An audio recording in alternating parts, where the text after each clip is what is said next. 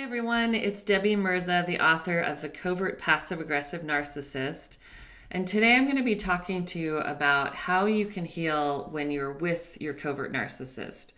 So some of you might be still in a relationship, married to a covert narcissist, and maybe you're still trying to figure out, is this a covert narcissist?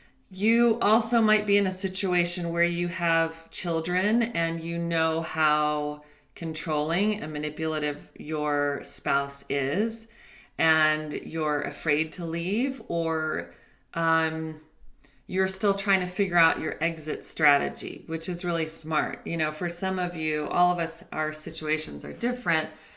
And also we have to listen to ourselves when we're ready to leave and when we have all the pieces in place to leave, because some of them are higher on the spectrum.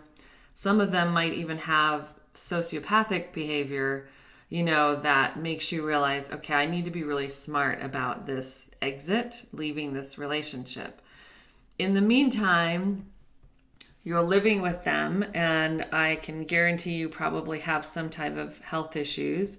You're probably exhausted, overwhelmed, and all that, and you're probably experiencing a lot of symptoms of complex PTSD, which, if you don't know what that is, I just recently did a video about that, so I would definitely look that up. So I want to speak to you if you're in this situation today, and how do you heal? How do you take care of yourself when you're still living with a covert narcissist?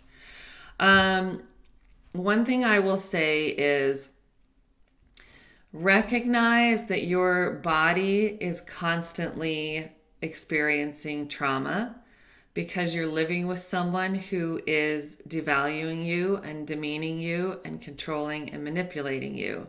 And our bodies are not made for that. Our bodies are built for love, basically. Our bodies are built for peace. I mean, that's when we are at our healthiest, is when we are living in a state of love and peace. That's what we are made for.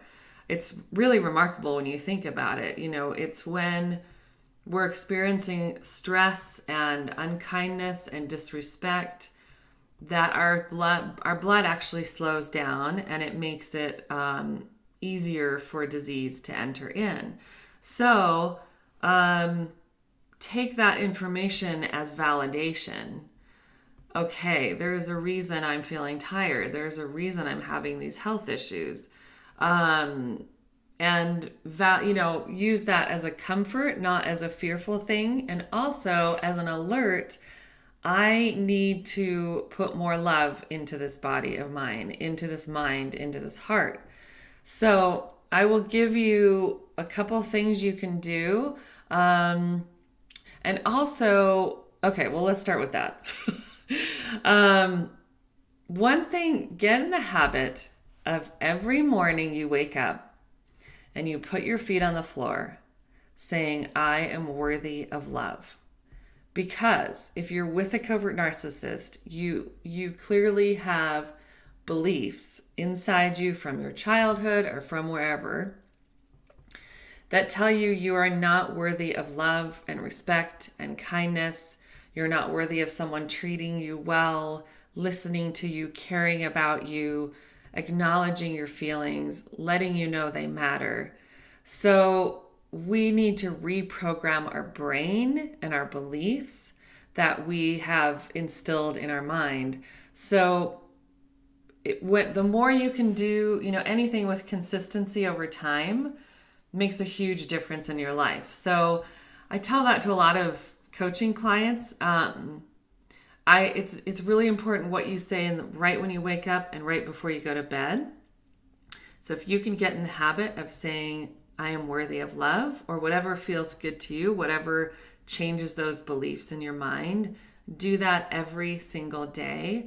And what's going to happen is, because you've been with people that treat you badly, these your neural pathways, well, okay, a little science here that you may already know, but maybe not, I don't know. When we have things happen in our lives, they plant seeds in our mind.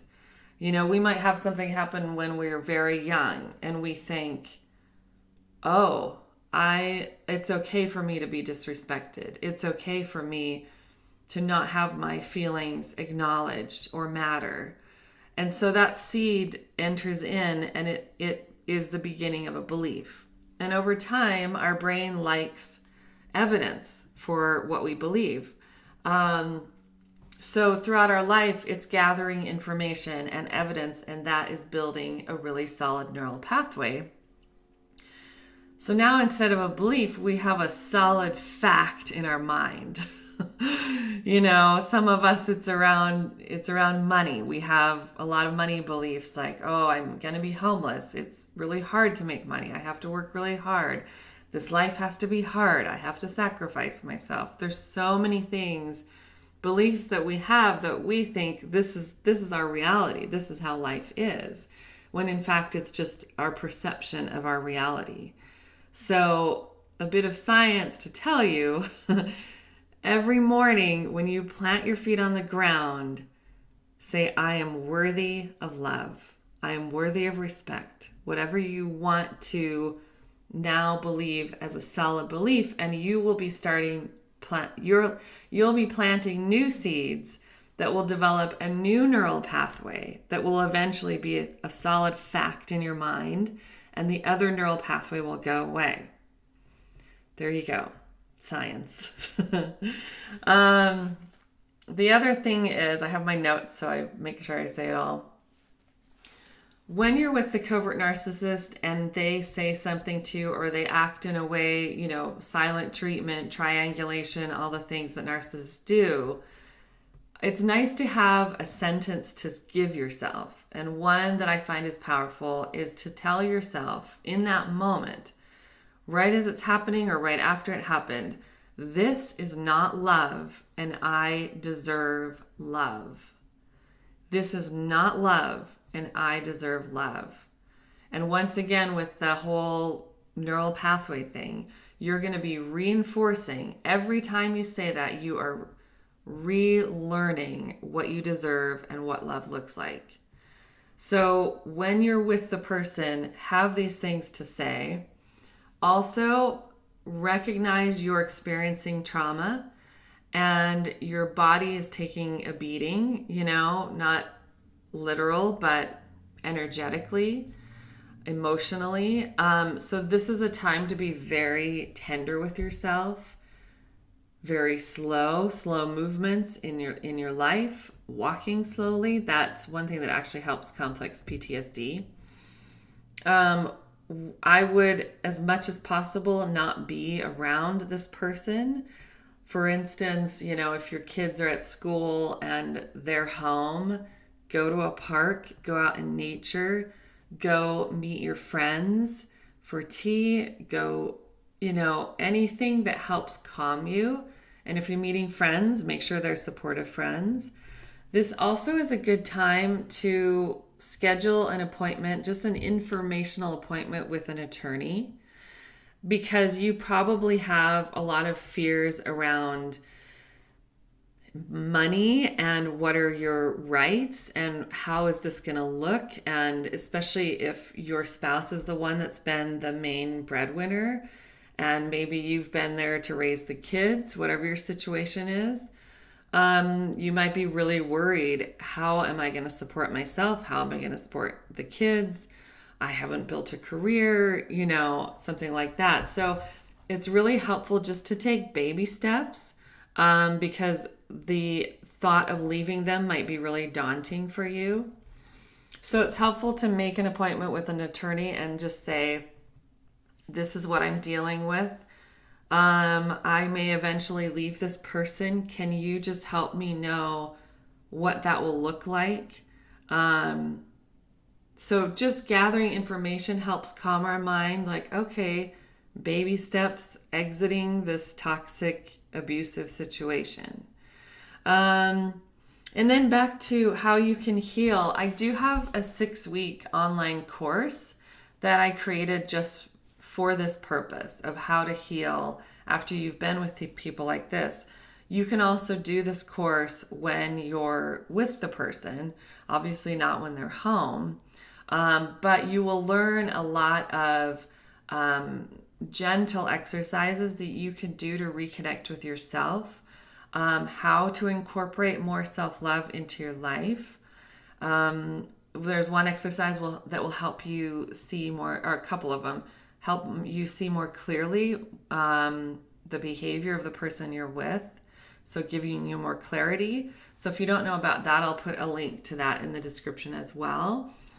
I also, before I wrote the Narcissist book, I wrote a book called The Safest Place Possible about my own healing journey. And in it, you'll hear personal stories.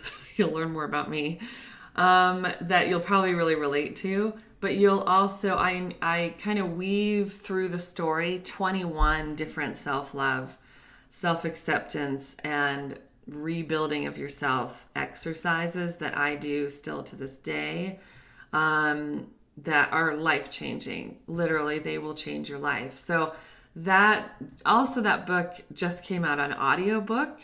If you're in a situation where you don't want to have a book around because your narcissist might see, although it's nice because it doesn't say narcissism.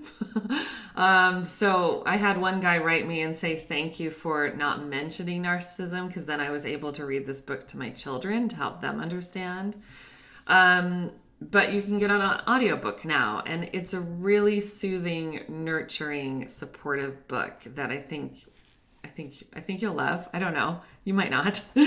But it's also in book form on Amazon. I'll put all these links. There'll be a bunch of links today below in the description. And there's also a companion workbook that you can get that's just a few dollars. And that if you really want to go deeper with these exercises and write down, you're experiencing and what you're experiencing and discovering about yourself. So I hope that's really helpful. Recognize that you are in a really challenging position, but as you keep doing these exercises while you're living with them, you're going to get stronger, and it's going to help you see more clearly. It's going to help you recognize more bad behavior. And you're basically building a strong foundation that you may have never had before, or maybe you had years ago and you want to get that back. So I'm sending you my love. This is definitely a hero's journey, and you're a strong person, and you have everything that you need. You have everything inside you that you need to handle this. So reach out for support and work on yourself, retraining your brain, loving your heart, being tender with your body. I'm sending you all my love and strength, and I hope you have a really good day. I'll talk to you soon.